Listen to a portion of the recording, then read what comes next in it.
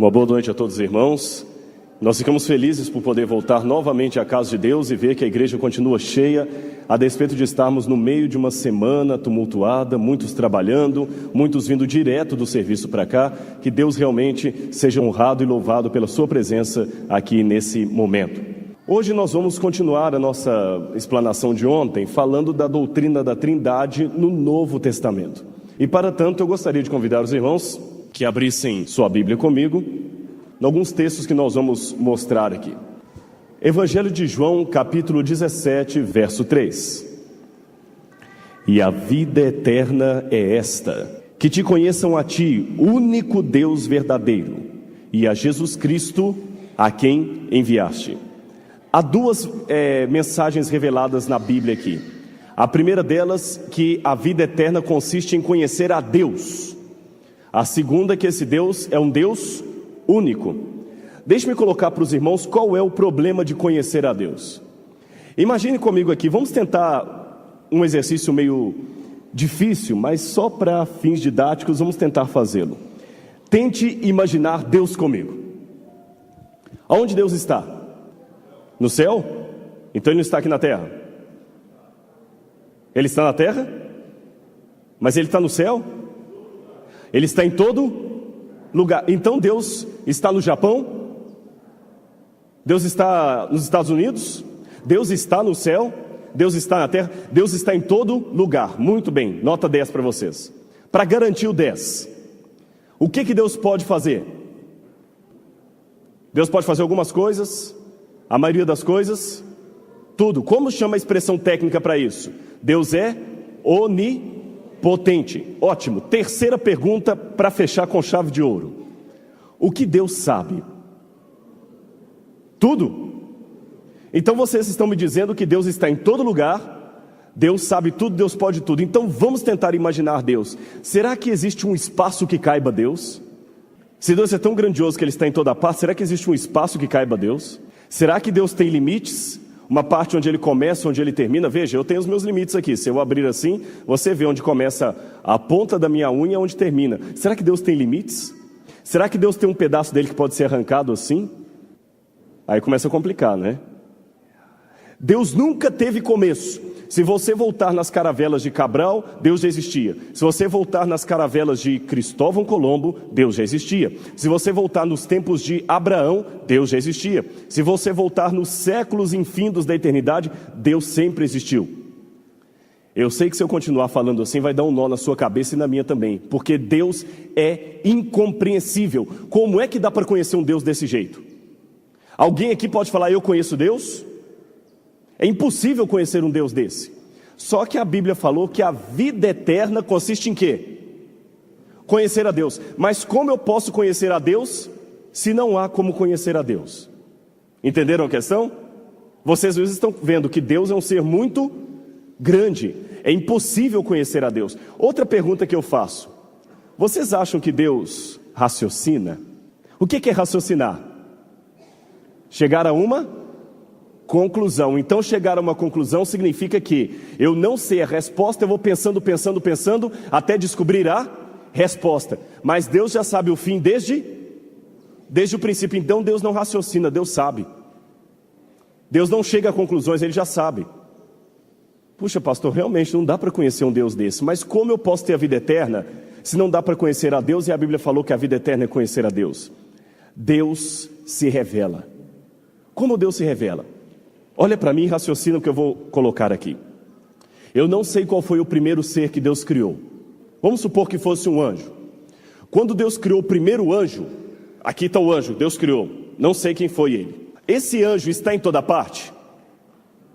Esse anjo sabe todas as coisas? Esse anjo pode tudo? Esse anjo está preso no tempo e no espaço, certo? Respondam a minha pergunta. Deus pode ir com esse anjo a algum lugar? Parece que não, Deus está em toda parte. O que Deus teria para perguntar para esse anjo? O que vocês acham? O que Deus precisaria perguntar para esse anjo? Vocês disseram que Deus sabe? Então o que Deus tinha para perguntar para o anjo? Nada. Então sabe o que Deus fez para se revelar a essa primeira criatura? Martinho Lutero diz o seguinte: os anjos usam uma máscara, os homens usam uma máscara para esconder o seu rosto. Deus usa uma máscara para se revelar. E a maneira de Deus se revelar é se escondendo. Deus, agindo como se não soubesse tudo, faz perguntas ao anjo. Agindo como se não estivesse em todo lugar, ele anda no universo e acompanha os anjos por onde quer que eles estejam. Quando Deus criou Adão e Eva, Deus fez isso. Apesar de estar em toda parte, a Bíblia fala que Deus veio ao jardim. Apesar de saber tudo, Deus agiu como se não soubesse e perguntou: Adão, onde estás? Então o que é revelação? É Deus agindo como se não fosse plenamente Deus. Ele sabe tudo, mas ele age como se não soubesse e pergunta: onde estás, Adão? Quem te fez saber que estavas nu? Ele está em toda parte, mas age como se não estivesse em toda parte. E ele vem ao jardim. Ele pode todas as coisas, mas age como se não pudesse. Ele suplica: dá-me, filho meu, o teu coração. E Deus acabou admitindo para si um ponto vulnerável. Ele pode ser rejeitado. Vocês notaram então que Deus, para se revelar, ele tem que se esconder? Olha que ponto Deus chegou. Aí começa o mistério da Trindade. A segunda pessoa da divindade, que é Jesus, é Deus numa forma oculta. É Deus agindo como se não tivesse todos os poderes de Deus. Então o Pai é Deus naquela forma que nós estamos colocando aqui, inadmissível, naquela forma incompreensível. E Jesus é o mesmo Deus, numa segunda pessoa, agindo como se não fosse Deus. Ele caminha no universo, ele se prende no tempo e no espaço, e muito antes de criar o ser humano, Jesus assumiu a forma de um anjo. A Bíblia chama Jesus de o arcanjo Miguel. Então Jesus aparecia na forma de anjo. Então os anjos viam Jesus.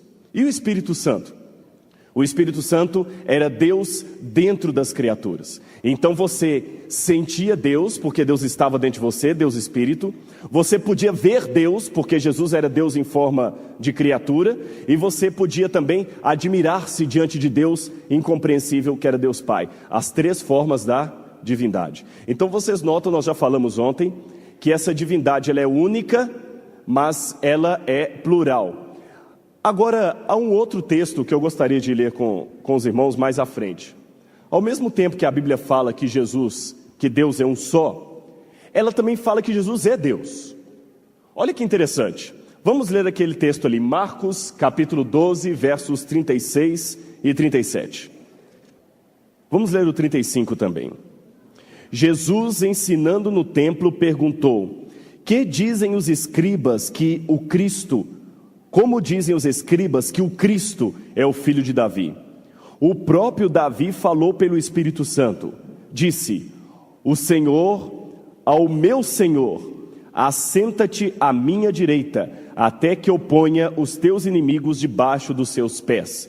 E disse o Senhor ao meu Senhor. Pergunto a vocês, quem era o Senhor no Antigo Testamento, que vimos ontem? Deus Pai, na sua plenitude. No Novo Testamento, quem assume esse título de o Senhor? Jesus. Então peraí, o Senhor não é Deus Pai? É ou não é? Mas a Bíblia também não está falando que o Senhor é Jesus? Como é que ele pode ser o Senhor se o Senhor é Deus Pai? Porque os dois são o mesmo Deus. Duas pessoas, uma divindade. Deus Pai é o Senhor. Jesus Cristo também é o Senhor. Vamos ler João capítulo 10, verso 30. Eu e o Pai somos 2, 3, 4, 5. Eu e o Pai somos um. Há pessoas que falam assim: pastor, a doutrina da Trindade é complicada, porque como é que podem três serem um? Nós estamos vendo na Bíblia dois sendo um. Eu e o Pai somos quantos? Um. Então é um só Deus, mas já vimos aqui que existem duas pessoas nesse Deus: o Pai e o Filho. Então Jesus não é um Deus menor. Eu e o Pai somos um. Vamos ler mais um outro texto. Evangelho de João, capítulo 14, versos 8 e 9. Replicou-lhe Felipe: Senhor, mostra-nos o Pai, e isto nos basta. Disse-lhe Jesus: Felipe, há tanto tempo eu estou convosco e não me tendes conhecido? Quem me vê a mim, vê o Pai. Então Jesus é o Pai, Ele é o Senhor. Outra coisa, há pessoas que pensam, não, Jesus não é Deus. É lógico que Ele é Deus. Sabem por quê? A Bíblia fala que Jesus é digno de adoração. Vamos ler Filipenses capítulo 2, versos 9 a 11. Assim diz na minha tradução: porque também Deus o exaltou sobremaneira e lhe deu um nome que está acima de todo nome, para que ao nome de João, de Maria, de Joaquim, ao nome de quem? De Jesus, se dobre todo o joelho, no céu, na terra e debaixo da terra, e toda a língua confesse que Jesus Cristo é Senhor, para a glória de Deus Pai. Eu volto a insistir naquele argumento que foi dado ontem contra Ário. Se Jesus não é Deus, então eu estou cometendo idolatria, porque a Bíblia fala para eu me prostrar diante de Jesus, mas eu só posso me prostrar diante de quem? De Deus. Vocês já leram na Bíblia, quando o apóstolo João teve a visão do Apocalipse, no final da visão, o anjo chegou para João. E o que João fez diante do anjo? Ele se ajoelhou. E o que o anjo fez? Não, João, não faz isso. Pegou João pela mão, não faz isso. Por quê? Porque eu sou conservo teu. Adora a Deus. Quando Satanás se apresentou a Jesus no deserto tentando, Jesus terminou falando, porque está escrito, ao Senhor teu Deus adorarás e só a Ele servirás. Espera aí, se eu só posso adorar a Deus e a Bíblia me manda adorar Jesus, é lógico que Jesus então é Deus, não um Deus menor, Ele é Deus na sua totalidade. Ontem eu falei e vou repetir, se você acha que Jesus é um Deus menor que foi criado pelo Pai, aí você que está sendo politeísta, porque é isso que muita gente está começando a ensinar agora, que Deus Pai é o único Deus, no sentido literal da palavra, e Ele criou um Deus menor chamado Jesus. Então Jesus é um Deus menor. Quem ensina isso está ensinando politeísmo. O que é politeísmo? A adoração de mais de um Deus, porque ele está adorando Deus Pai, o Deus maior, e está adorando Deus Filho, o Deus menor, dois deuses. Não é isso que a Trindade ensina. Jesus Cristo é Deus e Senhor. Um texto que eu quero ler com vocês, Colossenses capítulo 2, verso 9. Será que Jesus é Deus mais ou menos? Assim diz na minha Bíblia, porque nele, em Jesus, habita corporalmente a metade da plenitude da divindade. Ah, não é a metade não? Não é 90%? Toda a plenitude da divindade. A Bíblia foi até redundante, porque plenitude é tudo. Toda a plenitude, mas por que essa redundância do apóstolo Paulo? Para dizer que Jesus não é Deus mais ou menos, Ele é Deus 100% Deus. E mais um texto ainda, penúltimo, para a gente fazer um comentário. Evangelho de João. Eu quero fazer uma pegadinha aqui. Isaías foi profeta ou não foi? Isaías teve visões ou não teve? Isaías viu Deus? Viu ou não viu? Viu, ele fala, porque eu contemplei o Senhor da glória, não é isso? Ótimo. Moisés era profeta ou não era? Moisés viu Deus? Pelas costas, mas viu ou não viu? Viu. Ezequiel era profeta ou não era? Ezequiel viu Deus? O que vocês acham? Lá fala que ele viu o Senhor sentado na sua majestade. Daniel viu Deus? O ancião de muitos dias. E os anjos também viram Deus? Viram? Sim, estão no céu, né? Então agora vamos ler esse texto aqui, Evangelho de João, capítulo 1, verso 18. Leiam para mim em coro. Como é que está na sua Bíblia? Vocês estão lendo muito devagar. Como é que está na Bíblia? Eu quero em coro. Essa igreja tem mais de 1000 pessoas aqui. Como é que está na Bíblia? Ninguém? Peraí, não é algumas pessoas não? É ninguém? Ninguém é? Ninguém jamais viu a Deus. Se eu parar o sermão aqui agora, Principalmente quem for visita vai sair para casa com uma... Peraí, pastor, mas como é que se ninguém viu a Deus, como é que a Bíblia fala que Isaías viu Deus? Como é que os profetas viram Deus? E se eu resolver parar o sermão aqui agora? E se eu quiser deixar isso para responder amanhã? Hoje mesmo? O próprio texto apresenta a resposta. Ninguém jamais viu a Deus. O Deus unigênito que está no seio do Pai é quem o revelou. Então, na verdade, todos esses profetas viram Deus numa forma revelada. Eles viram Jesus, que é Deus, numa forma revelada. Repito a frase de Lutero: os homens usam máscara para esconder o rosto deles. Deus, ao contrário, usa uma máscara para se revelar. A maneira de Deus se revelar é se escondendo. Eu vou dar uma ilustração e você vai entender o que eu quero dizer. Eu já tive um aquário e Philip Yancey, no livro Jesus que eu nunca conheci, conta a mesma experiência. E quem já teve aquário sabe disso. Quando você tem os seus peixinhos, toda vez que você chega para trocar a água do aquário, limpar o aquário, o que o peixe faz? Foge. Imagine você diante do seu aquário: peixinho, eu gosto de você, eu amo você, eu quero cuidar de você. Mas você chega o carão no aquário, o que é que o peixe faz? Foge.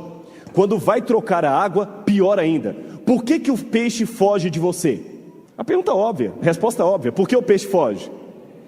Tem medo. E por que ele tem medo? Porque você é muito grande para ele. Você é um Deus para ele. Ele não entende você. Pergunto então aos irmãos: qual a única maneira que eu tenho de explicar para os meus peixes que eu os amo? Me tornando um peixe.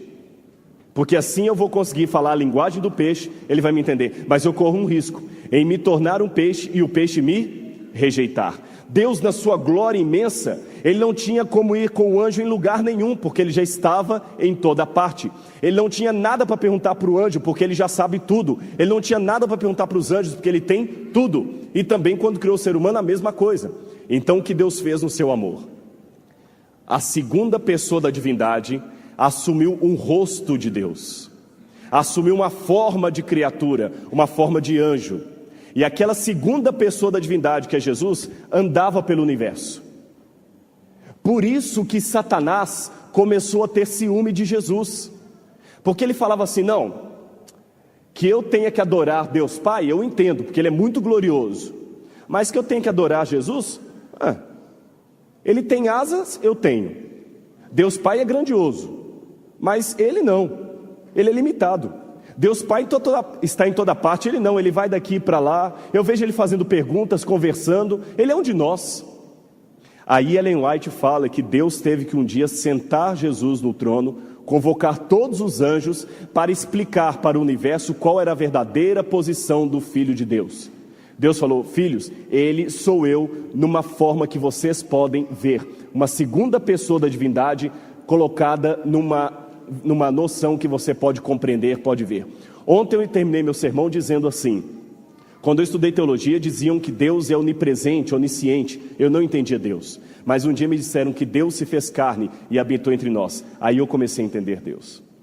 Quando diz a Bíblia que o homem foi feito à imagem e semelhança de Deus, as pessoas fazem uma confusão com isso.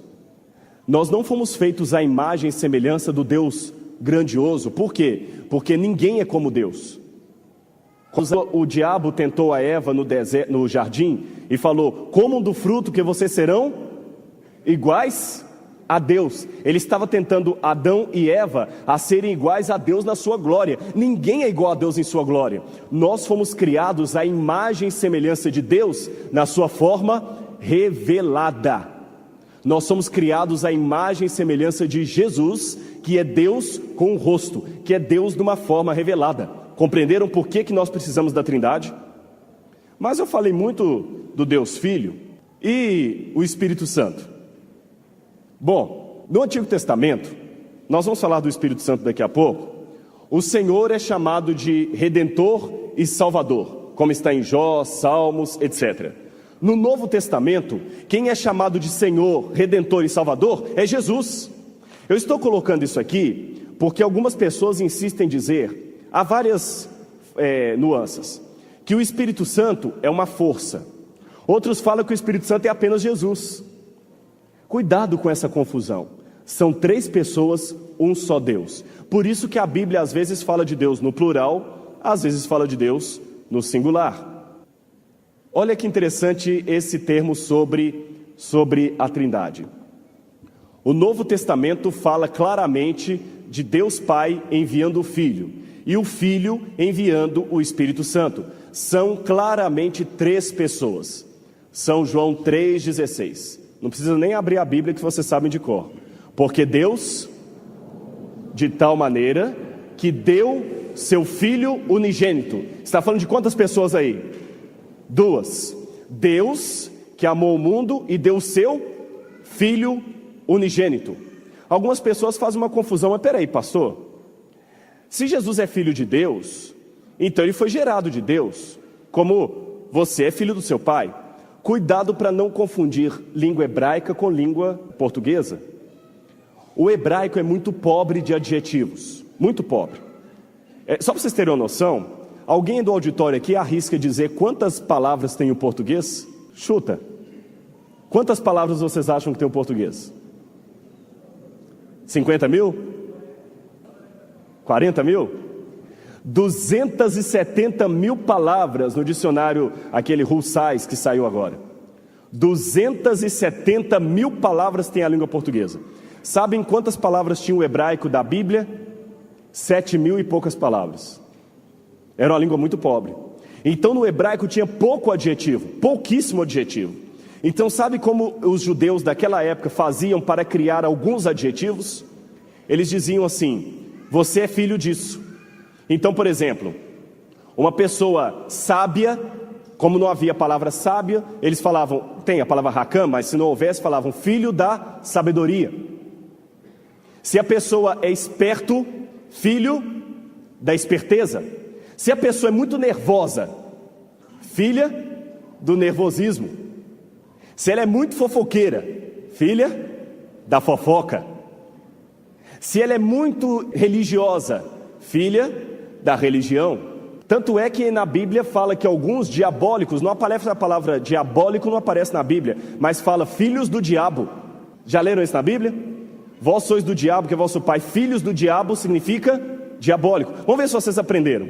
Filho da luz, iluminado. Filho da inteligência, inteligente.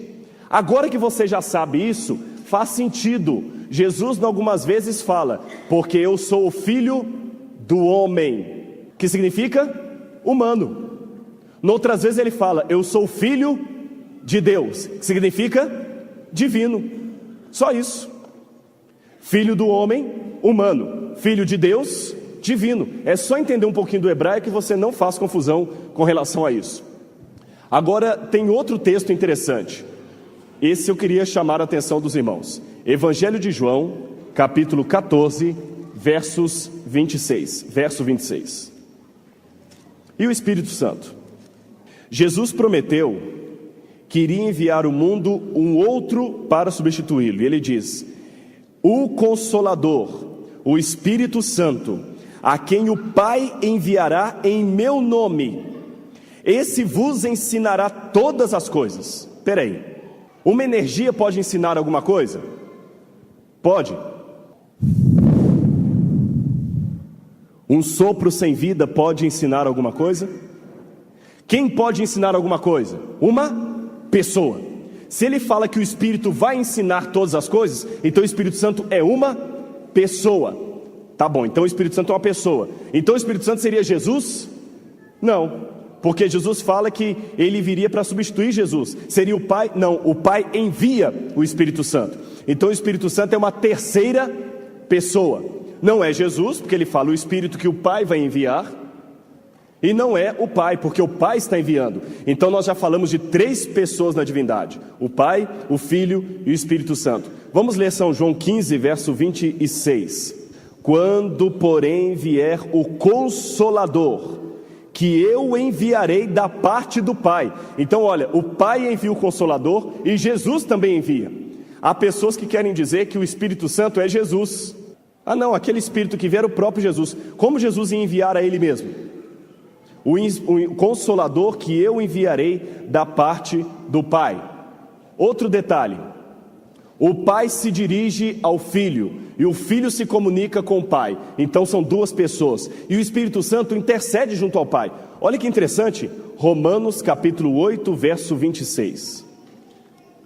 Também o Espírito semelhantemente nos ajuda em nossa fraqueza, porque não sabemos orar como convém, mas o mesmo Espírito intercede por nós sobremaneira com gemidos inexprimíveis. Ora, só uma pessoa pode interceder, só uma pessoa pode gemer. Vento não geme. Então o Espírito Santo tem que ser uma pessoa. Olha que interessante. No próprio batismo de Jesus, a Trindade aparece. Quer ver a Trindade no batismo de Jesus? Mateus capítulo 3, versos 16 e 17. Batizado Jesus, saiu logo da água, e eis que se lhe abriram os céus, e viu o Espírito de Deus descendo como pomba vindo sobre ele. E eis uma voz do céu que dizia: este é o meu Filho amado, em quem me comprazo. Irmãos, esse texto é claro em mostrar a Santíssima Trindade. Onde estava Deus Filho? Na água. Onde estava Deus Pai? No céu. E Deus Espírito? Voando em forma de pomba. Há pessoas que falam: o Espírito Santo nunca assumiu uma forma corpórea. Assumiu, ele apareceu em forma de uma pomba e sobrevoou ali. A Trindade está muito clara aqui: Deus Pai no céu, Deus Filho na terra e o Espírito Santo, Deus Espírito, voando em forma de pomba. São João 14, 16. Eu rogarei o Pai, e Ele vos dará um outro Consolador, a fim de que esteja para sempre convosco. Eu rogarei ao Pai, e Ele vos dará um outro Consolador, outro. Então uma outra pessoa. Esse texto aqui eu não preciso nem ler, porque todo mundo conhece de cor. O que está em Mateus 28, 19? Ide, portanto, fazei discípulos de todas as nações, batizando-as em nome. Quer texto mais claro do que esse para mostrar a Trindade? Deixe-me contar aos irmãos, alguns até me perguntaram: pastor, por que você estava tão chateado ontem? Estão surgindo dentro da nossa igreja pessoas que estão duvidando da existência da Trindade. Estão falando: a Trindade não existe. E eu fico preocupado pelo seguinte: quando você mostra que há pessoas que não têm dúvida. Tem pessoas que chegam para mim: pastor, eu tenho alguma dúvida sobre a Trindade. E ela chega com um calhamaço de coisas assim que ela escreveu. Eu falo: meu irmão, isso não é dúvida, isso é uma tese. Não, porque quando é uma dúvida, você tem uma dúvida, respondeu sua dúvida, acabou. Quando você chega com um calhamaço querendo debater, você não tem dúvida, você tem uma tese. Eu não tenho dúvida sobre a Trindade, eu tenho uma certeza. Então tem pessoa que fala: eu quero debater com você. Eu nem quero conversa, às vezes, que a pessoa vai ficar 3, 4 horas lá conversando, e é uma coisa que eu sei que ele não tem dúvida, ele tem uma tese. Na verdade, ele não quer tirar a dúvida, ele quer me convencer que ele está certo. Entenderam a diferença? Eu sei disso porque quando eu estava em Curitiba, havia um grupo que estava começando a duvidar da Trindade. E quando eu mostrei esse texto, eles levantaram e falaram assim: pastor, esse texto não está no original grego. Eu falei: está. E eles falaram: se você provar para a gente que esse texto está no original grego, a gente acredita na Trindade. Eu saí com essa promessa deles ali, com testemunhas que ouviram isso. Mas eu sabia que eu ia provar que estava no original grego, e mesmo assim não ia adiantar. E eu escrevi isso no e-mail para eles. E eu mostrei: está no original grego. Aí uma pessoa falou: não, você está se valendo de teólogos. Isso foi acrescentado à Bíblia. Aí eu mostrei: é mesmo, Ellen White usa esse texto, e mais de uma vez. Se foi acrescentado, por que Deus inspirou Ellen White a citar esse texto? Aí disseram: realmente o pastor Rodrigo provou que o texto está na Bíblia. Notem, eles haviam dito que se eu provasse que esse texto existe, estaria provado que existe a Trindade. Contudo, mesmo provando a existência desse texto, disseram o seguinte: não, pastor, mas é muito simples. Quando a Bíblia fala batizando em nome do Pai, do Filho e do Espírito Santo, isso não significa que o Espírito Santo seja uma pessoa. Eu posso chegar aqui e falar assim: em nome do presidente Luiz Inácio Lula da Silva e em nome do Brasil, eu me apresento a vocês. Ora, o Brasil não é uma pessoa, é um país. E eu posso falar que eu venho em nome do Brasil? Estão vendo que nunca estão satisfeitos? Só que quem fala isso não conhece cultura hebraica, sabem por quê? Aqui no Brasil, nós damos nomes para pessoas e coisas, mas na cultura de Jesus, nome, Shem em hebraico, Shem, nome é uma coisa que se aplica a pessoas, não a coisas. A Bíblia diz, batizando-os em nome do Pai, do Filho e do Espírito Santo. Para o Espírito Santo ter um nome, ele tem que ser uma pessoa. Olha isso aqui, 1 Samuel capítulo 25, verso 25. A palavra nome significa existência, caráter, reputação. Vamos ver lá, 1 Samuel capítulo 25, verso 25. Não se importe o meu senhor com esse homem de Belial, a saber, com Nabal, porque o que significa o seu nome, isso ele é. Nabal é o seu nome, e a loucura está com ele. Notem que o nome significava uma espécie de caráter, de personalidade. Me chamou a atenção que várias vezes na Bíblia, a palavra nomes foi traduzido por pessoas. Vou mostrar só um texto, Números 3, verso 40. Disse o Senhor a Moisés: conta todo o primogênito varão dos filhos de Israel, cada um nominalmente de 1 mês para cima. Essa expressão no hebraico, cada um nominalmente, está assim: conte os nomes dos filhos de Israel, porque o nome significa uma pessoa. Depois, se você ler em casa com calma, Deuteronômio 7, 24, não vou ler por causa do tempo, diz que aniquilar o nome significa matar uma pessoa. Agora que você sabe que nome é sinônimo de pessoa, você pode reler a fórmula batismal e entender: batizando-os em nome do Pai, do Filho e do Espírito Santo, como sendo batizando-os na pessoa do Pai, na pessoa do Filho e na pessoa do Espírito Santo. Porque na mentalidade hebraica, pessoa é sinônimo de nome, porque cadeira não tem nome, quem tem nome é gente, é ser que pensa. Você não vai encontrar na Bíblia cadeira com nome. Cadeira tem uma designação, mas nome só é atribuído à pessoa. O Espírito Santo, portanto, como eu disse, é uma pessoa. Na Bíblia, ele, apesar de ser uma palavra neutra, é aplicado ao Espírito Santo pronomes masculinos. Por exemplo, ele fez. O Espírito Santo é chamado na Bíblia de Consolador. Interessante. Você já parou para perguntar por que a Bíblia não chama o Espírito Santo de consolo? Se o Espírito Santo é apenas uma força e não uma pessoa, por que Jesus não falou, eu enviarei o consolo, e sim o consolador? Só pode ser uma pessoa. Ele é inteligente, ele é distinto do poder de Deus. E eu queria dizer uma bênção final aqui. 2 Coríntios capítulo 13, verso 13. A graça, olha como a Bíblia fala da Trindade.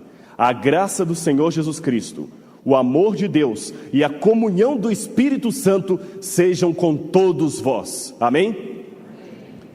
Eu queria 5 minutos mais da sua atenção, porque se eu encerrar o meu sermão aqui, eu vou ficar devendo algo para Deus. Vou falar apenas de teologia. Mas como disse Paulo, eu gostaria de pregar nesse momento a Cristo e esse crucificado. Sabe o que é mais lindo de toda essa doutrina da Trindade? É que Deus em si mesmo se basta, mas Ele preferiu contar com a gente. Ele preferiu arriscar-se, criar seres que podem voltar-lhe as costas a qualquer momento. Alguém me fez uma pergunta assim: pastor, se Jesus é Deus, Jesus morreu na cruz do Calvário? Eu falei, morreu. Mas pastor, Deus não pode morrer. Como Jesus morreu na cruz do Calvário se Deus não pode morrer? Então Deus morreu? Presta atenção no que significou a morte de Jesus por você. Para tudo que você está fazendo, pensando, e olha para mim, porque essa é a parte mais importante. Eu não quero que você esqueça disso jamais, porque isso aqui é que mostra quão valioso você é para Deus. Deus não pode morrer, mas para que o ser humano tivesse vida eterna, Deus precisaria morrer. Eu ilustro isso da seguinte maneira: suponhamos que você, para ser salvo, precise que eu fique cego, mas eu não tenho como ficar cego. Compreenderam a comparação? Para que você fosse salvo, Deus precisava morrer, mas Deus não tem como morrer. Então faça a minha comparação. Suponhamos que para que você fosse salvo, eu precisasse me tornar cego, mas eu não tenho como me tornar cego, assim como Deus não tem como morrer. Então sabe o que eu faço? Por amor a você, eu para todo sempre fecho os meus olhos. E fico para toda a eternidade com os meus olhos fechados. Eu pergunto, eu perdi minha capacidade de ver? Perdi? Eu me tornei fisicamente cego, mas eu estou enxergando? Não, porque para sempre eu fechei os olhos. Irmãos, isso é muito pior do que se tornar cego.